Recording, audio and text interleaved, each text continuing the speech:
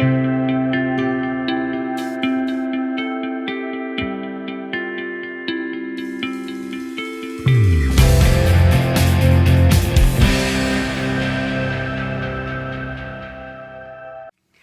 back to your favorite day of the week. I know it is now.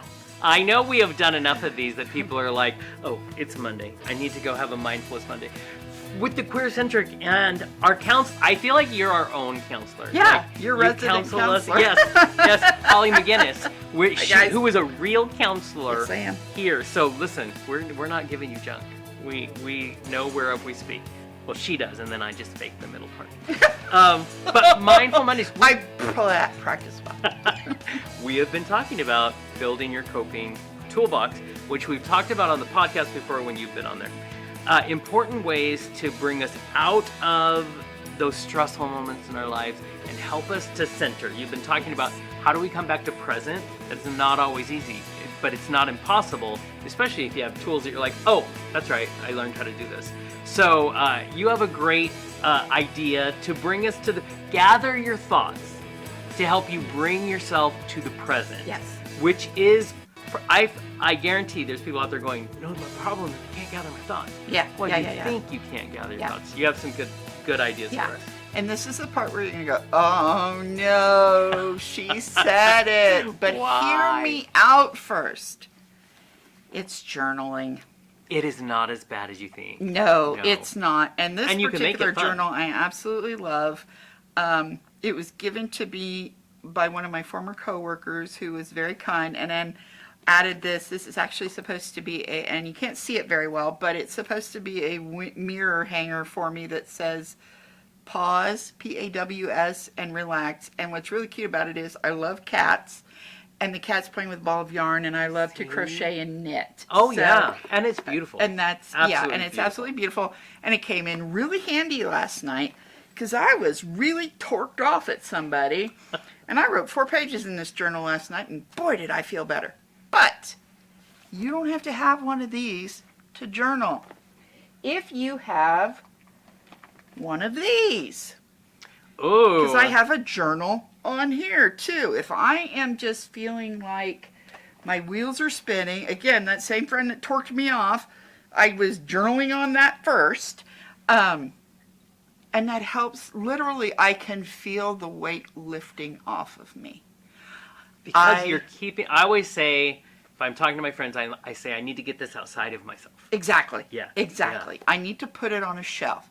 A great example that I use in therapy is, any of you who are Harry Potter fans are going to know exactly what I'm talking about. Yes. Are you? I love Harry Potter. Okay. Yeah. So in one scene in the movie, there's Dumbledore, and he's standing at what looks like a giant bird bath. Yes.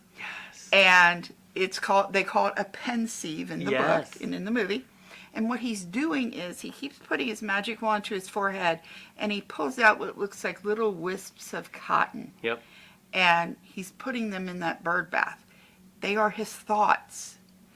And that is his journal. Yeah. And they are always there if he needs to go back. Absolutely. Yeah. Absolutely. And that's kind of the cool thing for me in journaling, is because I'll go back and I'll read it and be like, why was I so pissed off about that? Right? That was really stupid. But it does, it's a way for your brain to because sometimes when I'm journaling, it's basically stream of consciousness. Oh, absolutely. I mean, I could And that's be exactly pissed. what it should Yeah. be. So when you all go, because a lot of you had to do that like in middle school Right. and high school and all Bad that. connotations. Nobody's going to read it unless you let them. No, exactly. Nobody's going to correct your grammar unless you're like me and you're a grammar Yeah. Nazi, because I write a lot. Yeah.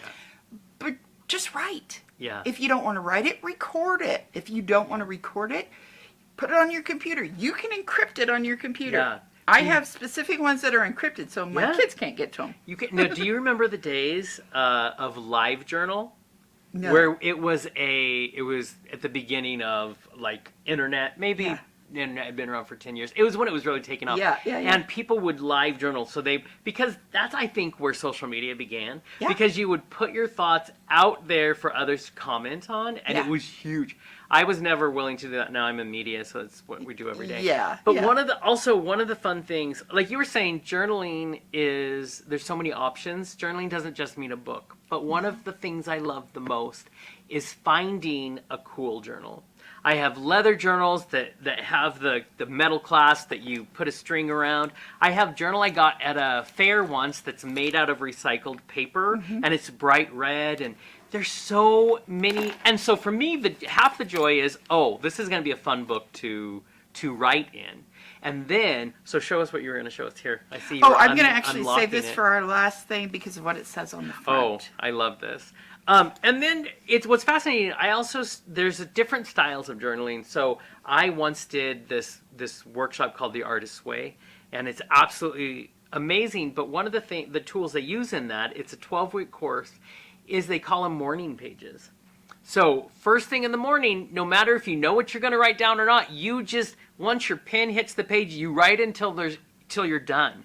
And it helps, it's like a mind dump. You get all of that stuff that's chaotic in your head in the mornings, and you get it out. It's another way of like actively meditating. Absolutely. You know what I mean? Absolutely. Absolutely. And journaling, you're not required to do it. You know, one of the reasons I never really kept a diary is I felt obligated. Yes. And I don't like feeling obligated. Don't tell me what to do. Yeah. No. If I want to write, I'll write. If I don't, I won't. Yep. And you mentioned, you know, the early days of the internet. And I want to, a lot of people will take their journaling and put it on like Facebook or Twitter. Right. And that's not a good place for it. No. Because people have too many opinions. You will say things that you necessarily don't want to about somebody. Yeah. I'm known for writing long posts, but if I write a long post, it's because I'm trying to express something or put something in the universe that's nice, that's okay, that I survived. Exactly. You can survive too.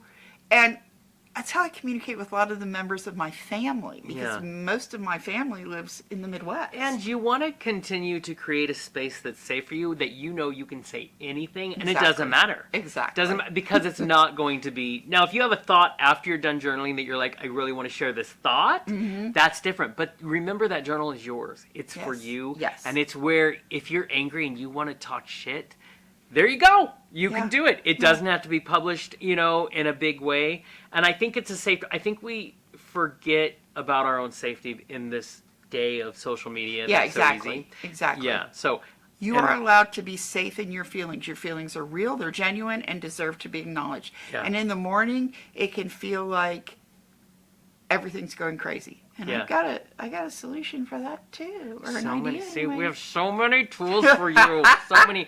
Also, I feel like if you start posting all this stuff online, it's like drunk texting.